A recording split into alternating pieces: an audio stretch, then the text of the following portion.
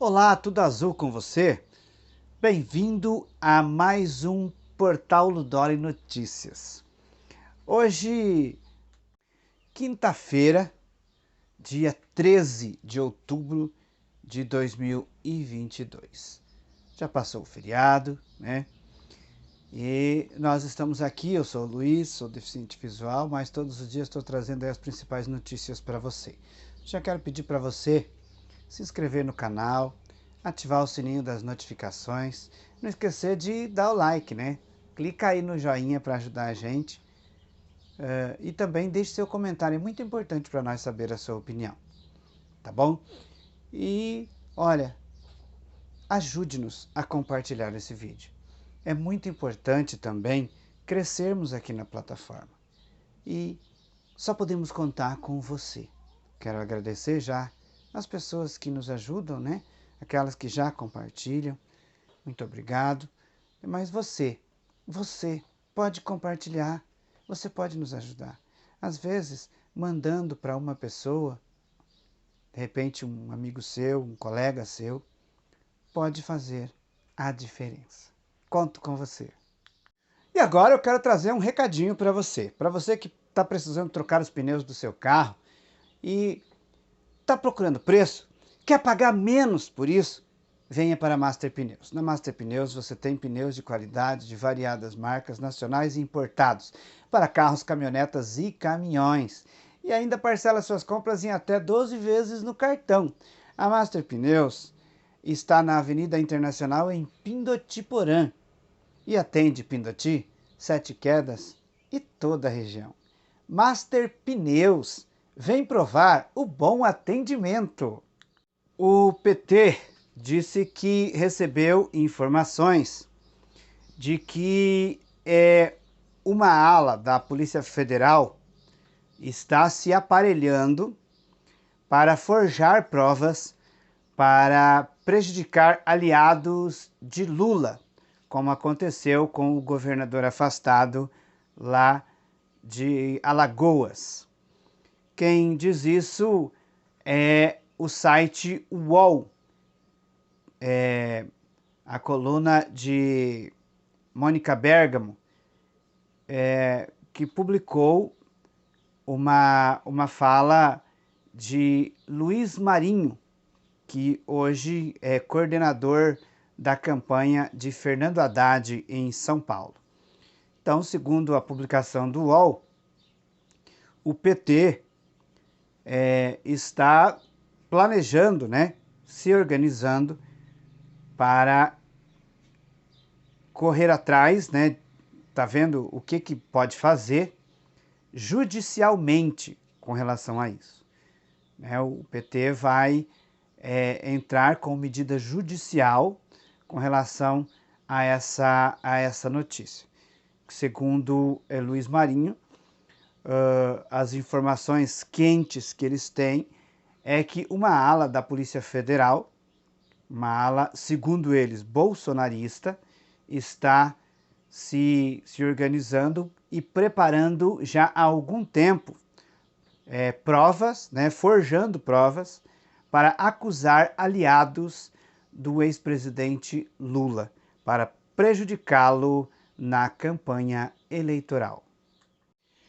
O ministro Paulo de Tarso Vieira Sanseverino, do TSE, Tribunal Superior Eleitoral, determinou a retirada de um vídeo esse que veicula na campanha de Jair Bolsonaro. Esse vídeo começou a veicular no horário eleitoral no dia 9 de outubro. É um vídeo que chama Lula de ladrão, né? E mostra ali a votação de Lula em presídios do Brasil. O ministro que determinou a retirada do vídeo atendeu ao pedido da coligação e disse, né, em seu despacho, que esse vídeo ultrapassou todos os limites da liberdade de expressão, que de forma irracional vem também superar os limites da lei e da defesa, né? Subestimando assim o poder da justiça especializada, ou seja, do TSE. Então, esse vídeo, segundo a determinação do Tribunal Superior Eleitoral, era para ser retirado, né? Não pode ser veiculado. O PT pediu também o direito de resposta, que está sendo analisado pela Justiça Eleitoral. O problema nesse caso é que a Justiça Eleitoral vem com muitos pedidos de resposta de ambos os lados. Tem bastante trabalho, né? Inclusive denúncias de notícias falsas, né? Fake news. Então, o TSE, os profissionais do TSE estão sobrecarregados. Só da parte do PT, os pedidos de resposta passam de 40 neste segundo turno já, né? Então, para ver que as tensões políticas estão aumentando. Ontem eu falei aqui sobre um vídeo, né, que veiculou da ex-ministra, agora senadora eleita, Damares Alves, quando ela faz uma denúncia de sequestro de crianças na Ilha do Marajó, no Pará. Segundo a senadora, né, senadora eleita, Damares Alves, as crianças eram sequestradas e levadas, né, para serem usadas como objeto sexual. A Polícia Federal do Pará e o Ministério Público do Estado pediram à Presidência da República, né, pediram ao Palácio do Planalto, que apresentem as provas dos crimes citados no vídeo em que a Damares Alves estava em um culto evangélico, né, e disse que tem provas, que tem imagens de crianças nossas, segundo ela, né, crianças brasileiras. O Ministério Público pediu, então, as provas ao Ministério da Mulher, dos Direitos Humanos, e quer que essas provas sejam apresentadas em 5 dias. 5 dias é o prazo que o MP do Pará deu para que o ministério a qual Damares Alves fazia parte e Damares Alves apresente, né, as provas então. Denúncia foi feita, né? Segundo o Ministério Público, um vídeo que está veiculando por aí é uma denúncia, alguém está acusando, né? E os promotores ainda disseram que não há nenhuma denúncia registrada com relação a esse tipo de crime, né? Diligências já foram feitas e podem ser feitas outras diligências para averiguação, mas, segundo eles, até agora, nada é registrado de crimes na Ilha do Marajó. Bom, e agora eu mudo um pouco de assunto para depois voltar no mesmo assunto. Ontem foi 12 de outubro, dia de Nossa Senhora Aparecida, a padroeira do Brasil. Nos 305 anos da aparição de Nossa Senhora Aparecida nas águas do Rio Paraíba, a tradição ela se confirma todos os anos. Romeiros fiéis vão ao Santuário Nacional na cidade de Aparecida para pedir, para agradecer. Romeiros fazem inúmeras penitências em súplicas e agradecimentos a Nossa Senhora por graças recebidas, muitos deles por graças que esperam obter. Muitos milagres já aconteceram por intermédio de Nossa Senhora, a padroeira do Brasil. Ontem, dia 12 de outubro, os brasileiros católicos celebraram o Dia da Rainha e Padroeira do Brasil.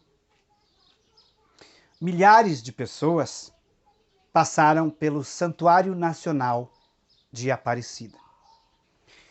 Na missa principal, do dia no santuário, celebrada pelo arcebispo de Aparecida, Dom Orlando Brandes, igreja lotada com cerca de 250 mil pessoas, Dom Orlando Brandes incentivou as pessoas a votarem, a praticarem o exercício da cidadania no processo democrático que, segundo ele, ainda existe no Brasil.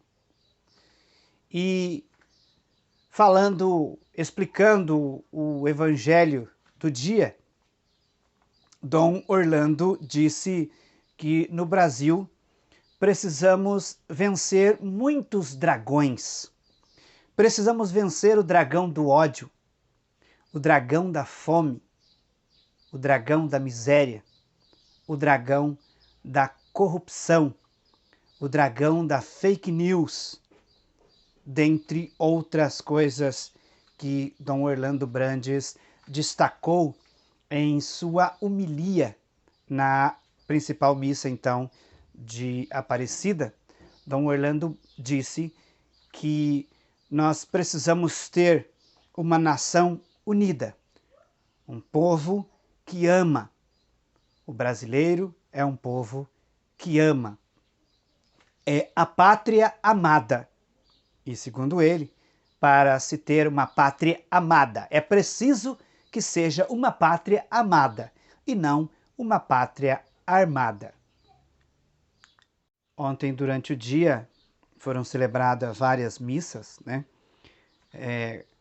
no dia em que os brasileiros celebraram, como eu disse, o Dia Nacional, o Dia da Padroeira.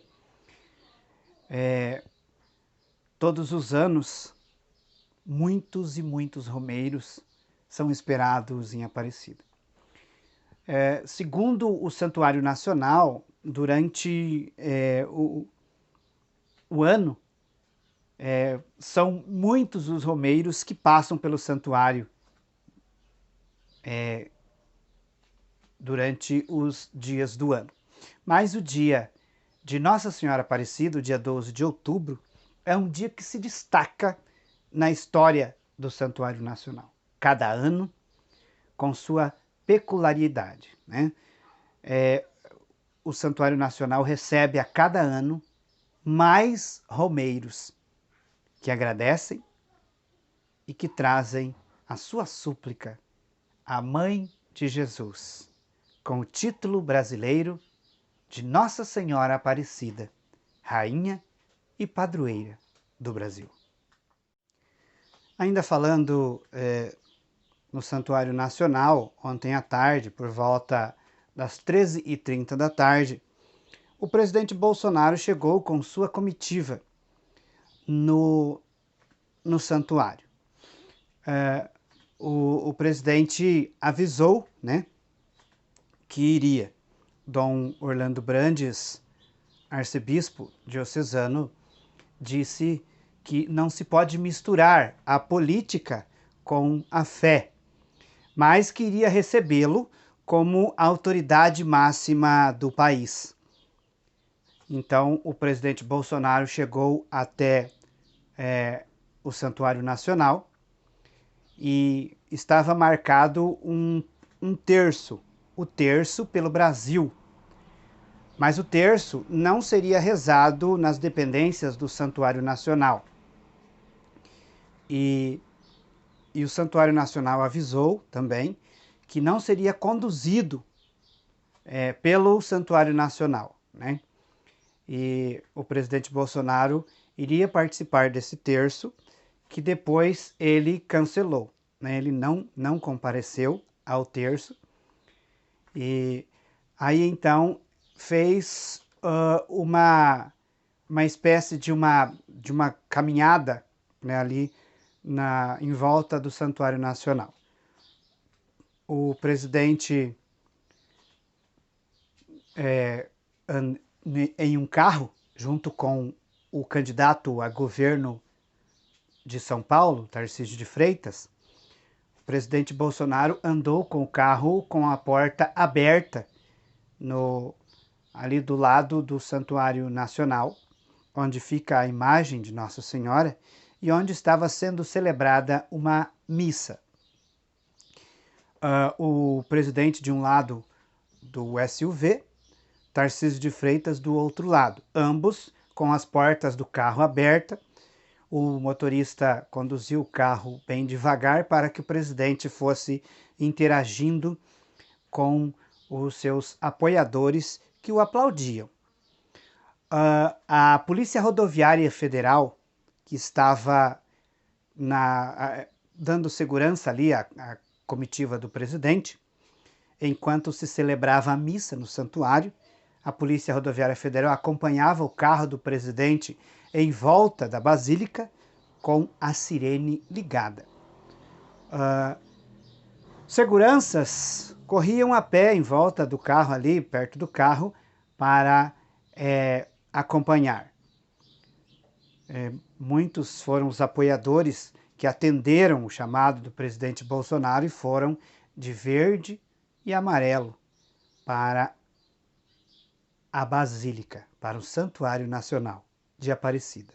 Bom, depois que o carro que levava o presidente Bolsonaro saiu ali de volta do Santuário Nacional, em uma outra missa, o padre Camilo Júnior, padre redentorista, na missa solene de consagração a Nossa Senhora, disse, abre aspas, parabéns a você que está aqui, parabéns a você que testemunha, porque hoje não é dia de pedir votos, é dia de pedir bênçãos.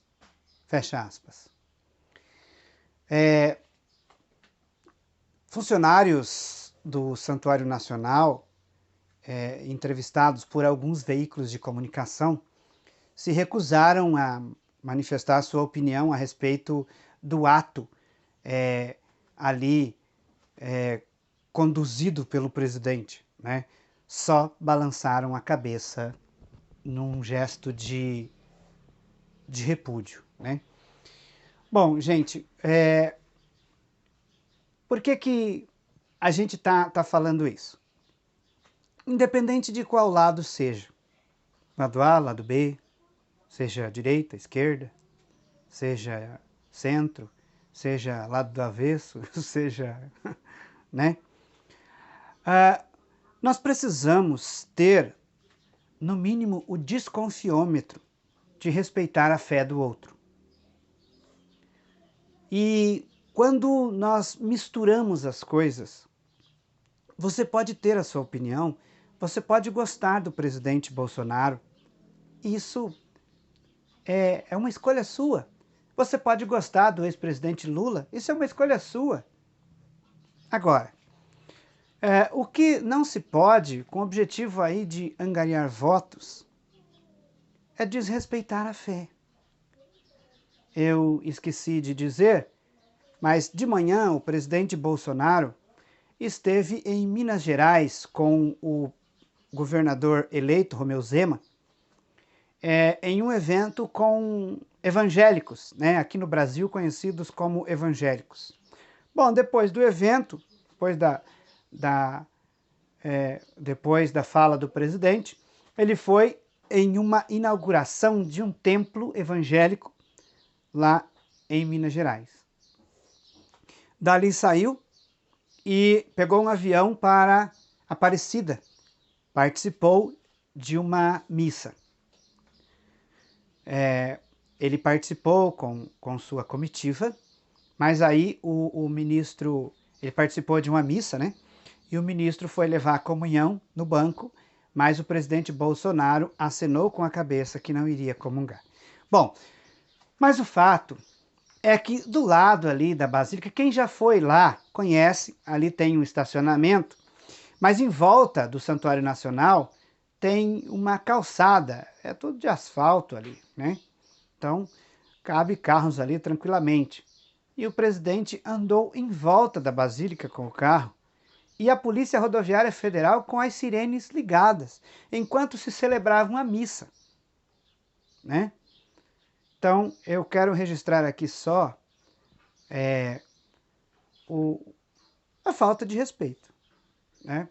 Você que é católico, talvez você que não seja católico, pode até discordar de mim, mas em qualquer religião, em qualquer igreja, se você está ali no seu culto evangélico e alguém começa a buzinar, começa a ligar a sirene em volta, gente, é desrespeito, né? E o exemplo que se dá com inúmeras pessoas ali transmitindo aquele momento, andando com o carro, né, de portas abertas e eles basicamente pendurado no carro. Tanto o presidente Jair Bolsonaro quanto Tarcísio de Freitas, que é o candidato a governador de São Paulo. Olha que exemplo lindo para se fazer na rua, né? Então, gente, acho que essa é uma coisa que não está certo. Infelizmente não está certo. É desrespeitar a fé do outro. Também registro aqui as vaias de seguidores do presidente, isso não foi ele, né? Seguidores do presidente, enquanto acontecia a homilia dentro do santuário, seguidores do presidente vaiaram as palavras do sacerdote que ali conduzia a Santa Missa. Lá fora também, cinegrafistas, repórteres, foram hostilizados, foram xingados e se não fosse retirado dali, ele seria talvez até agredido, né? Aí a informação que me chega aqui é que é de uma TV afiliada à Rede Globo, é a TV lá de Aparecida, filiada à Rede Globo. O cinegrafista foi socorrido por funcionários da TV Aparecida, que estavam ali, né, e ajudaram ele a sair do movimento. Então, violência em cima de violência, né? É o que o Dom Orlando Brandes tinha dito há pouco tempo antes. Nós temos que vencer o dragão do ódio.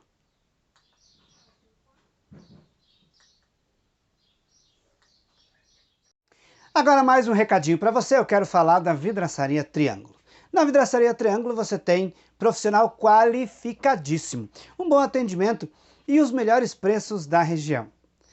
Na Vidraçaria Triângulo, com certeza você faz um excelente negócio. A Vidraçaria Triângulo está na Avenida Brasil 755, no centro de Laguna Carapã, e atende toda, eu disse, toda a região. Os telefones da Vidraçaria Triângulo estão na descrição do vídeo. Vidraçaria Triângulo. O candidato do PT, Luiz Inácio Lula da Silva, esteve ontem no Rio de Janeiro e defendeu em seu discurso a participação do Estado nas comunidades. Para Lula, tem que haver uma conferência das comunidades, ou seja, das favelas, para levantar ali as necessidades da população e levá-las então para o governo e dessas necessidades fazer com que vai se melhorando a vida do povo. O petista, depois do Rio de Janeiro, esteve em Salvador e participou de uma caminhada. A Assembleia Geral da ONU aprovou um documento ontem que condena os referendos feitos pela Rússia em territórios ucranianos. Referendos esses que levaram a Rússia a anexar 4 territórios ao seu país. Países que foram a favor desta condenação deste documento foram 143 países, então, a favor, né? 35 se abstiveram e 5 foram contra. Com o voto do Brasil, a Conferência da ONU, então, aprova esse documento que se manifesta contra o referendo, né, feito e a anexação dos territórios ucranianos ao território russo. Os países que foram contra esse documento foi a Rússia, a Síria, a Nicarágua, a Coreia do Norte e Belarus. A China preferiu ficar neutra, né? Se absteve então da votação. E como eu disse, o Brasil votou a favor do documento. Quem vota a favor do documento está contra o referendo e a anexação do território ucraniano pela Rússia. Agora, a ONU tenta convencer a comunidade internacional de forma mais intensa a se manifestarem contra, né, essa decisão russa, porque, segundo eles, é uma decisão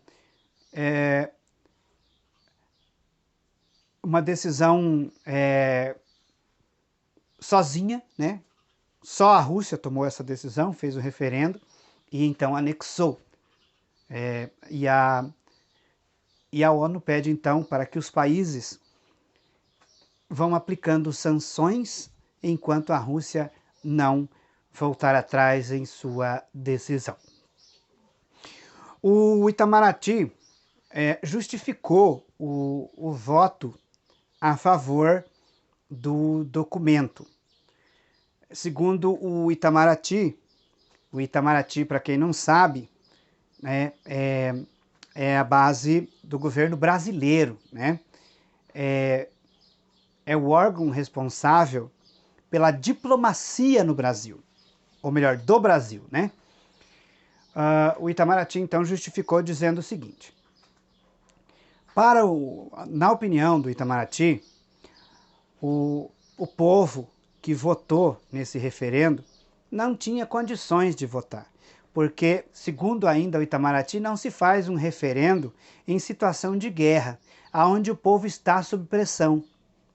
Então, na verdade, é uma votação inválida para o Itamaraty, né? Então, está aí a justificativa do governo federal brasileiro com relação ao voto ontem na ONU. O ministro Paulo Guedes está em Washington para a reunião do Fundo Monetário Internacional e ontem criticou o FMI, dizendo que o FMI deveria parar de falar besteira. E disse também que os Estados Unidos e a Europa estão conduzindo mal, estão se comportando mal no volante ao conduzir a máquina. Criticou os países desenvolvidos na questão econômica. Bom, agora vamos lá para a guerra da Ucrânia. A Ucrânia disse que recuperou mais territórios que estavam sendo dominados pela Rússia. Segundo a Ucrânia, a Rússia vem sofrendo grandes baixas em seu exército, né, e perdendo territórios. Aqueles soldados que permanecem estão fugindo. E agora a Ucrânia vai receber mais apoio ainda da Alemanha, né, e da Itália, com armamentos para conter mísseis e drones que estão sendo utilizados pela Rússia em ataques no país, né? Então, um reforço aí, né, que por enquanto está para chegar, aliás, já começou a chegar, né? Reforço para a Ucrânia, né, para conter ali os ataques de mísseis e de drones que estão sendo utilizados pela Rússia.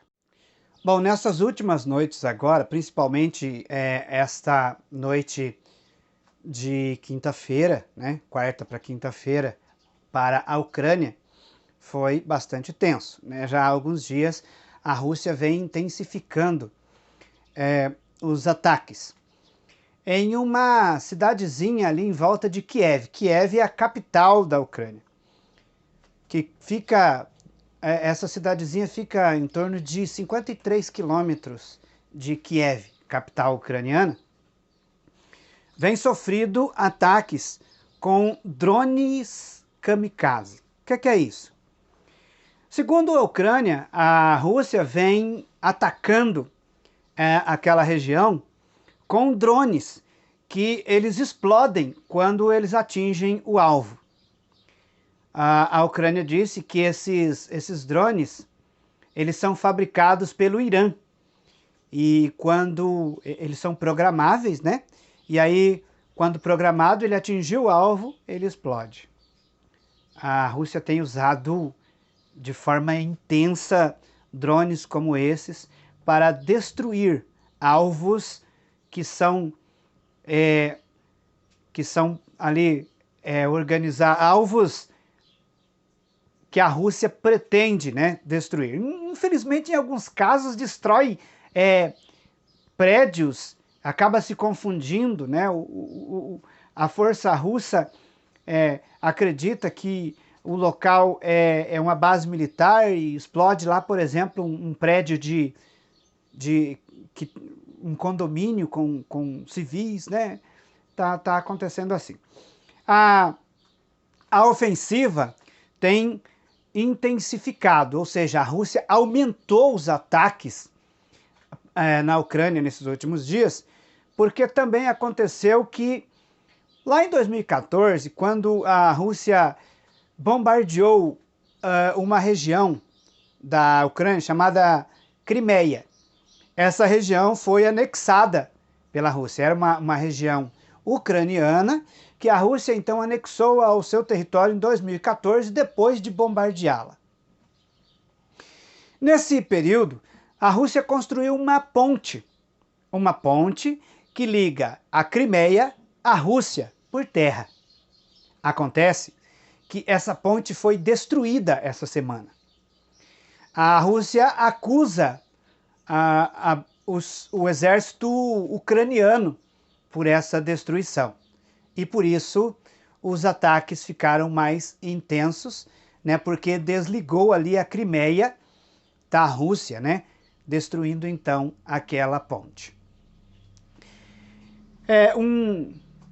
Um ex-presidente russo, que agora é aliado do presidente atual, Vladimir Putin, disse nesta semana que a Rússia está preparada para continuar sua guerra, custe o que custar, para usar também armas nucleares e que se preparou também para uma guerra mundial.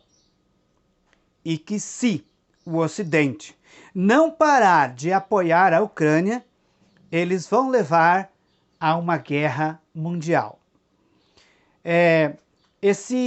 Essa fala, ela acontece porque quando começou lá a guerra em fevereiro, no dia 24 de fevereiro, né, mas antes disso, havia rumores da Ucrânia entrar na OTAN, que é a Organização do Tratado Norte, né? A OTAN é uma base militar que, se não me engano, são 30 países que faz parte dessa base militar e ela é comandada pelos Estados Unidos. Bom, aí o que aconteceu? O presidente ucraniano, para tentar ali um tratado de paz, antes da Rússia ainda atacar, ele disse que a Ucrânia não entraria na OTAN. né? Ele afirmou com veemência isso, que a Ucrânia não entraria na OTAN. Mesmo assim, a Rússia atacou.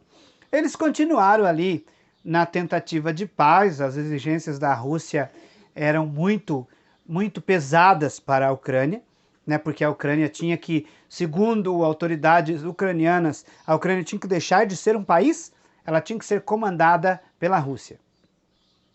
Aí, os bombardeios aconteceram. Quando a guerra começou, o presidente Vladimir Putin acreditava que essa guerra não ia durar mais do que 5, 6 dias e eles iriam dominar todo o território ucraniano. Esse ex-presidente afirmou também que a Ucrânia é um risco para os interesses da Rússia. E a Rússia só terá tranquilidade quando dominar todo o território ucraniano. Bom, aí os bombardeios aconteceram, as tentativas de tratado de paz foram indo, se encontravam aqui e ali, não deu certo. No mês de setembro, o presidente ucraniano Volodymyr Zelensky assinou um documento descartando definitivamente o tratado de paz com a Rússia, desde que ainda esteja o presidente Vladimir Putin. No documento, ele deixa uma brecha para um possível tratado de paz com a Rússia se outro presidente estiver no comando. Só que os bombardeios continuaram, a guerra continuou, são milhões, né, de refugiados agora, pessoas mortas que, segundo a Ucrânia, foram torturadas, né, tem soldados, mas também tem civis que foram torturados, segundo o governo ucraniano, pela Rússia, pelos soldados russos. Encontraram agora, quando recuperaram algumas cidades ali, salas que foram preparadas para sala de tortura, né? Então, a Ucrânia anunciou, nessa semana passada, que solicitou a entrada urgente para a OTAN. Mas, alguns dias atrás, a Ucrânia já tinha solicitado também a entrada na UE. O que é a UE? É a União Europeia. Então, a Ucrânia pediu para entrar na União Europeia e agora pediu para entrar na OTAN, entrada essa que havia sido descartada pelo presidente Volodymyr Zelensky no começo da guerra. Mas, conforme as coisas foram caminhando, né? Aí, eu quero só levar você a refletir comigo o seguinte. Os Estados Unidos, o presidente Joe Biden, na verdade, logo no início da guerra, em uma entrevista, ele disse que não bombardearia a Rússia, né, que só aplicaria sanções, porque Estados Unidos e Rússia brigando daria uma guerra mundial. A OTAN, quando a guerra começou e depois reafirmou isso, que se a Rússia disparasse um só míssil em qualquer dos países que fazem parte da OTAN, a OTAN iria atacar. Qual que é o perigo nisso? Quando a OTAN bater o martelo e disser a Ucrânia faz parte da OTAN, aí a Rússia estará atacando um país da OTAN. E aí, isso quer dizer que se o país faz parte da OTAN, a OTAN vai defendê-lo, vai contra-atacar. Esse é um risco que corremos, porque se a OTAN aceitar a entrada da Ucrânia, corremos o risco de uma guerra maior, né?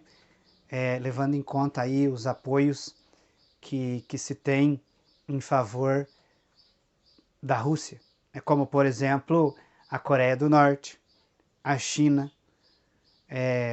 Belarus é um país pequeno, mas nós vimos aí aqueles que votaram contra esse documento na Assembleia Geral da ONU, são países que apoiam a Rússia, né?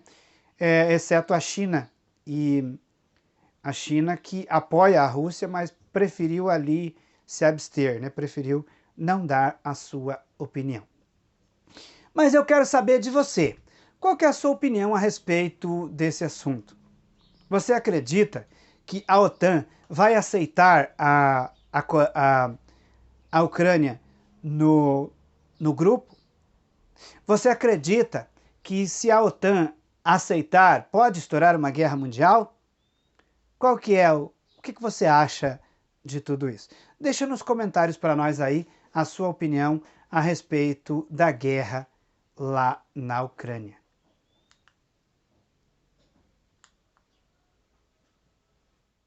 Mas agora eu quero trazer para você a opinião de alguns especialistas nesse assunto, a guerra, né?